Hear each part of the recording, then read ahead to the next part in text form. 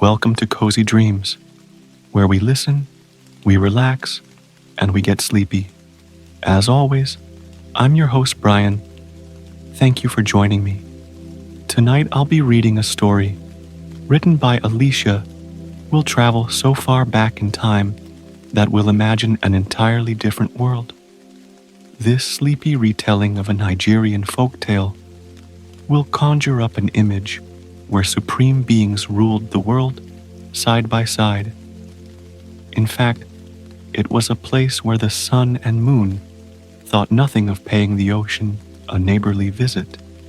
By the end of our tale, however, you'll find out how it was that the sun and moon retreated to the sky, staying separate from the land and the sea. As you ease into the comfort and relaxation of the present moment, join me for a few gentle, soothing breaths. Breathe in to the count of 4, hold for 1, and then back out to the count of 7.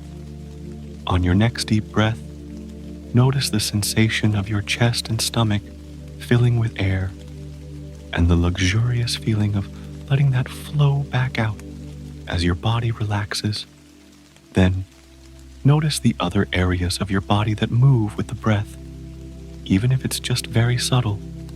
With each exhale of the breath, you can let go of tension, and you can let go of any thoughts that are getting in the way of the peace and stillness you deserve to enjoy.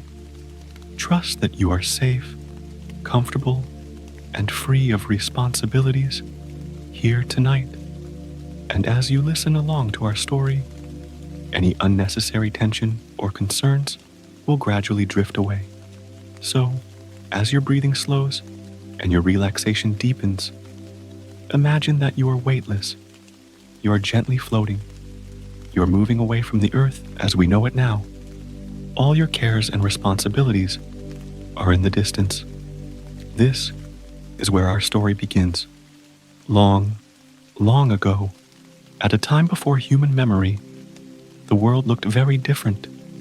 Yes, all of the familiar features of the earth and sky were there.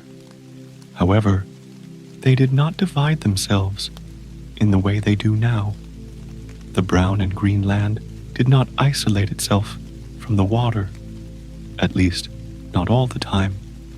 The ocean and the features of the earth did not remain separate from the planets and stars in the sky.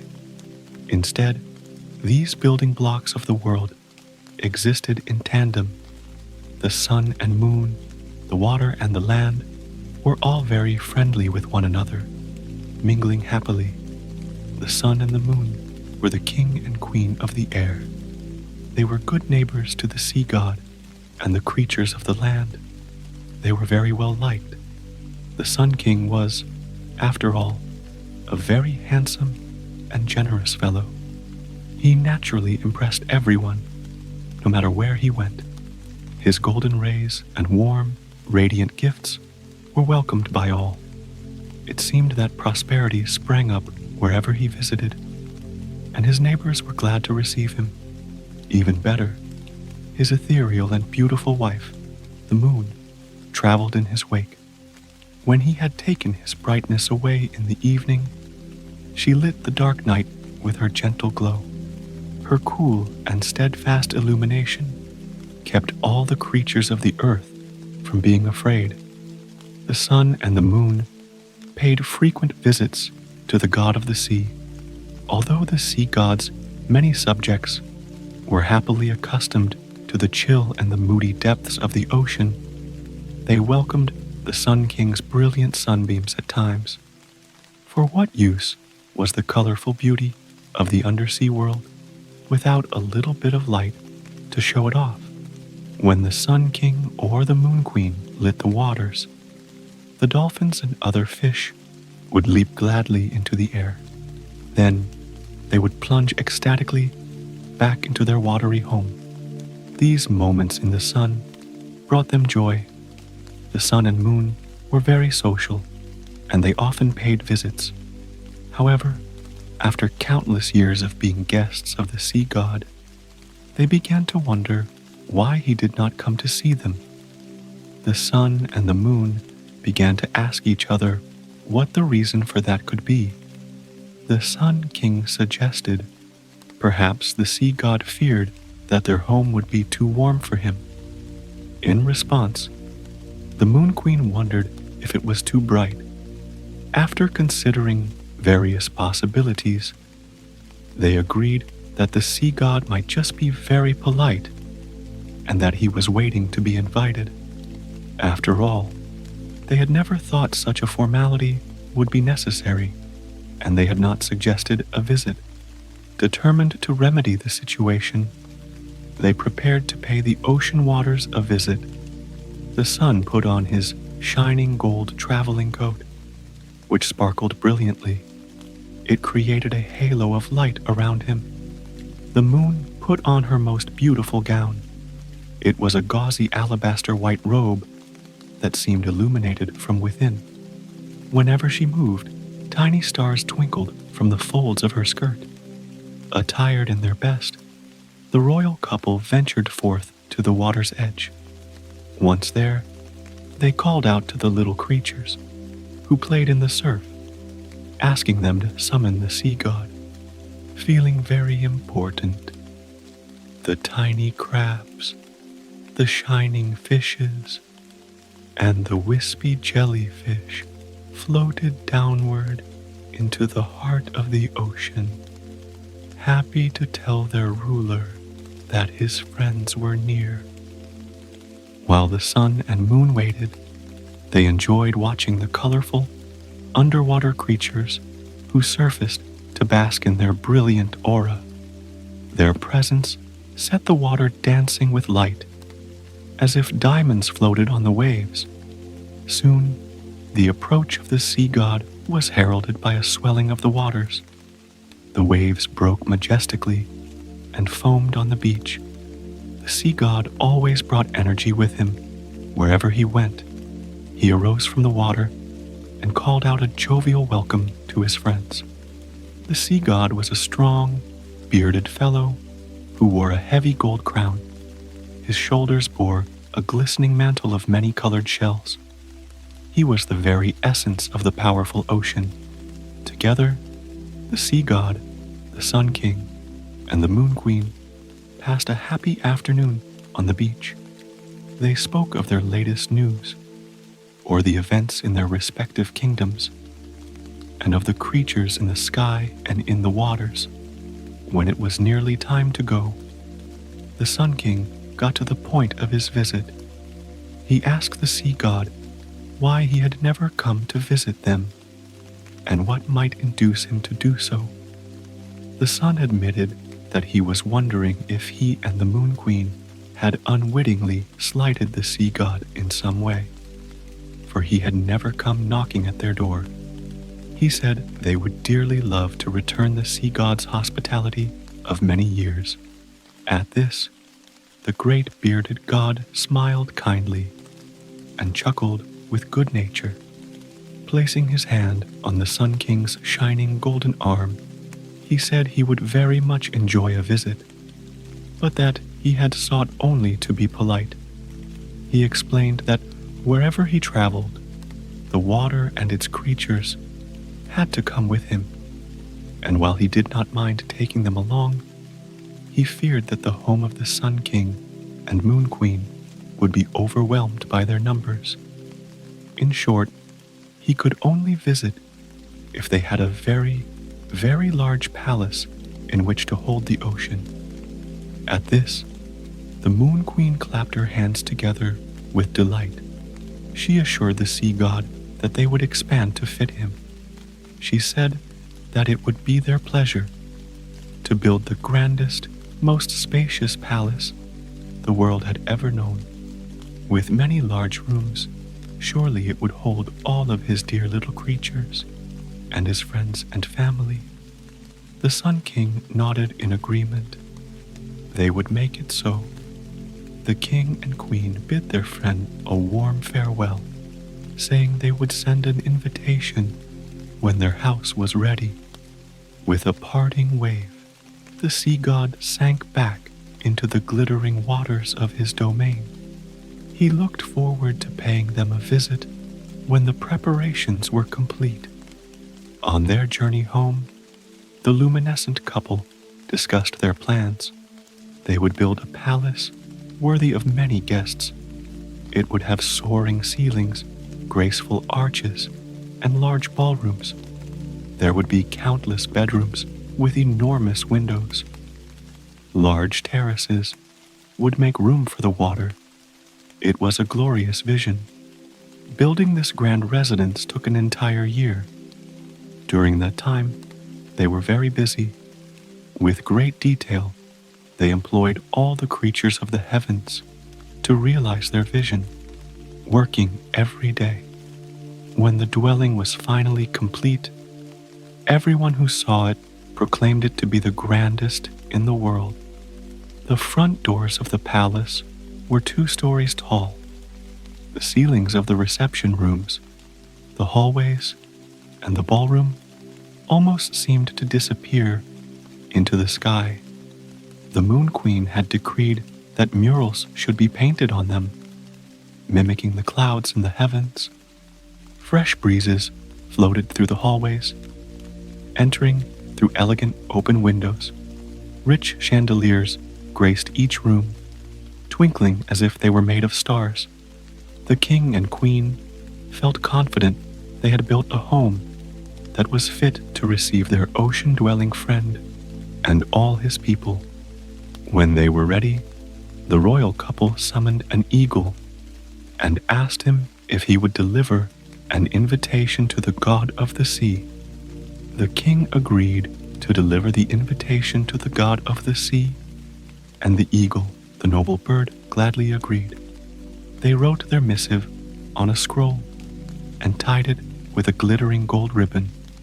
Then the eagle took the pretty thing in his talons and disappeared into the sky. Flapping his powerful wings, he rose over the trees like a kite. The bird traveled quickly. When he reached the water, he cried out to the ocean dwellers below. A dolphin popped its nose out of the water, nodding joyfully. The giant eagle soared gracefully downward and deposited the scroll in its open jaw.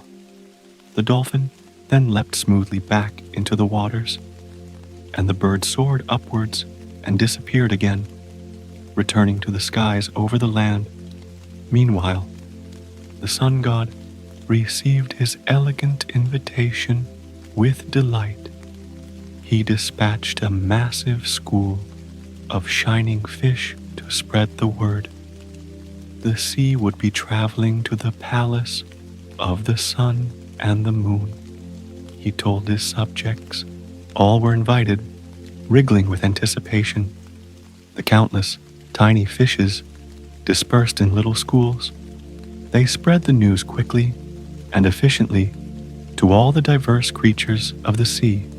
The mighty ruler of the waters attired himself in his most dazzling robe and polished his trident to a high shine.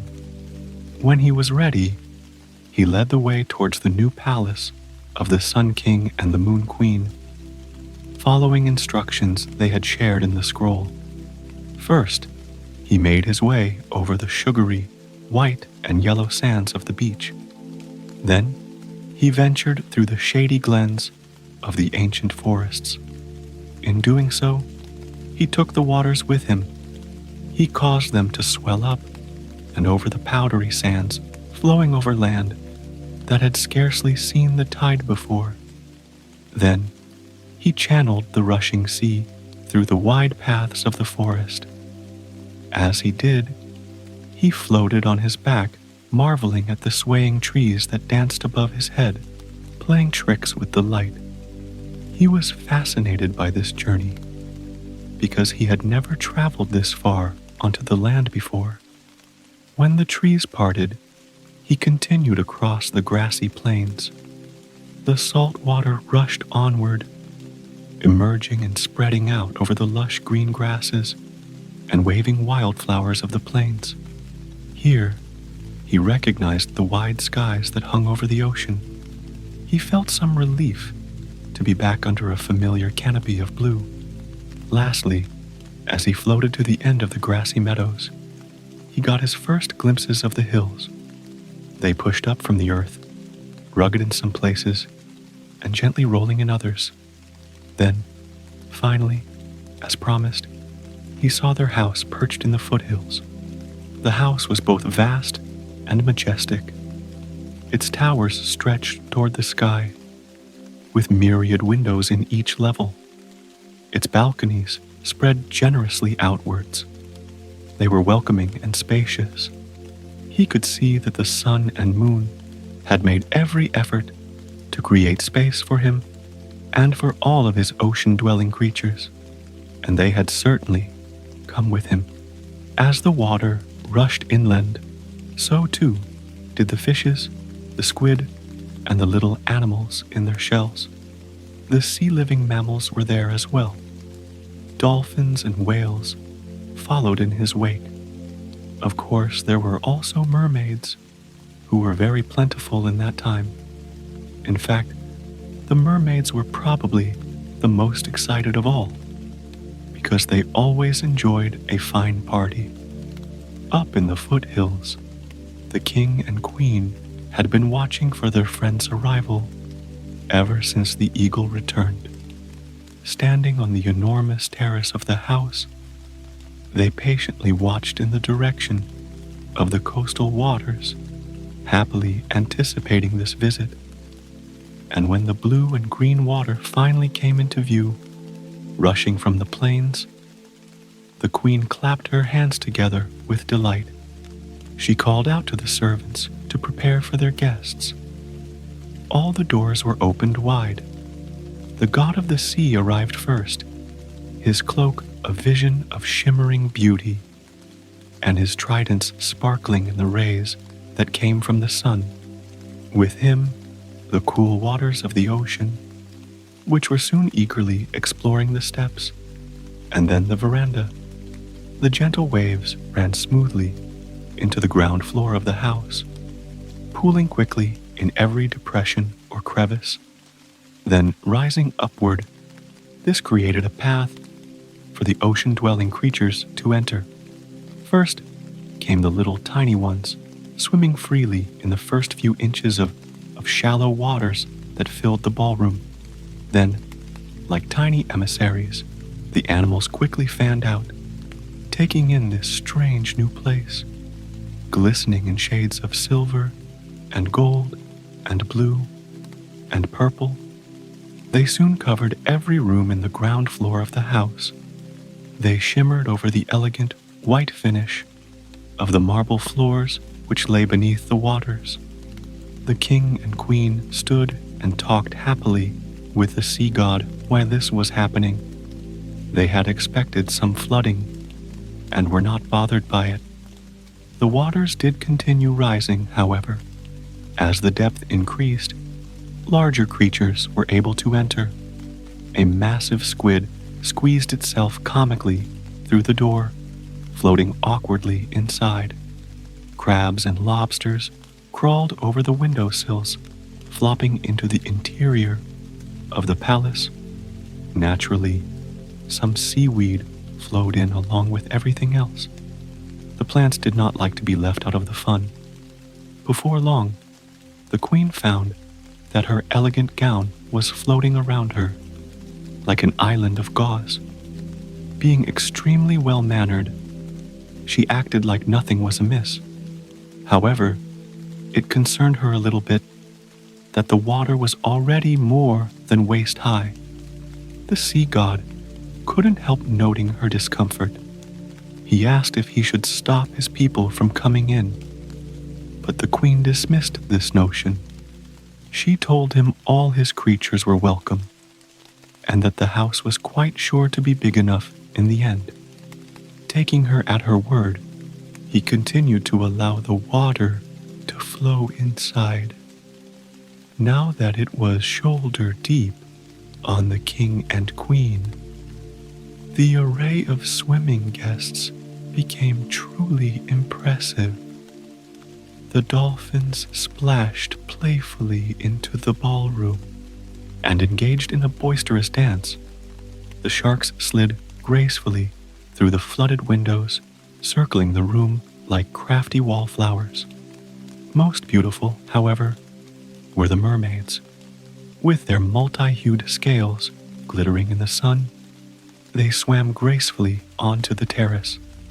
Like dancers, they dipped and splashed, some perching on the railing, and others floating and sunning themselves. Looking around, the Sun King found himself wondering how any additional sea creatures could possibly exist. It seemed they were all here in his house. The water continued to rise, though. Soon, the god of the sea asked if they should perhaps move to the second floor of the house, or, he added, should he stop his people from coming now? Ever gracious, the king and queen again assured him that there was no need to limit the guests. They did, however, agree that it would be easier to continue socializing from an upper floor. Alas, this solution was short-lived. The royal couple soon found themselves waist-deep in water on the second floor as well. While they continued to insist that their house had room for everyone, they found it necessary to rise upward again, this time to the uppermost floor of the house. At this point, the god of the sea politely excused himself. He had noticed a commotion coming from the ballroom, and he suspected that there was a squabble happening between the jellyfish and the sea urchins, both of which tended to be rather impatient and territorial. Excusing himself, he dove down through the waters to the submerged ground floor and disappeared. The Sun King and the Moon Queen tried to wait for him, but they found themselves treading water and retreated to one of the tall towers that jutted skyward out of the house, slowly climbing the spiral staircase of the turret. They were only ever a few steps ahead of the rushing waves. Finally alone, they looked at each other with a rueful smile. It was obvious to both of them that, despite their hopes, their enormous house had not been big enough to receive the entire population of the sea. Peeking out the window at the top of the turret, they could see the party in full swing down below. As far as they could see, from their house to the distant beach, there was water covering every surface. As they stood there, trying to figure out what to do, the trusty eagle flew by. The Moon Queen called out to him and asked him if he might be able to rescue them from their predicament. Flapping his powerful wings, he hovered near the turret. The sun and moon gratefully squeezed through the window and climbed onto his back. Then, pushing off with a mighty surge, the eagle rose into the sky. He flew higher than the tops of the mountains and up through the clouds. As they climbed in altitude, the Sun King and the Moon Queen glanced below them at their palace, which was now just another part of the ocean. Then they both laughed and shook their heads. Looking at each other with a shrug, they sprang from the eagle's back and waved goodbye to him, floating up into the sky. As much as they had enjoyed meeting the creatures of the sea, they were so relieved to once again be where it was quiet and dry. All around them, the stars glittered peacefully with excitement at their arrival. So it was that they decided to stay. After that time, the sun and moon still generously shared their light day and night with the land and the sea, but they chose to do it from a safe distance. Forevermore, they made the sky their home, while the god of the sea spread out over his own watery domain. And that is how the world has happily remained to this day.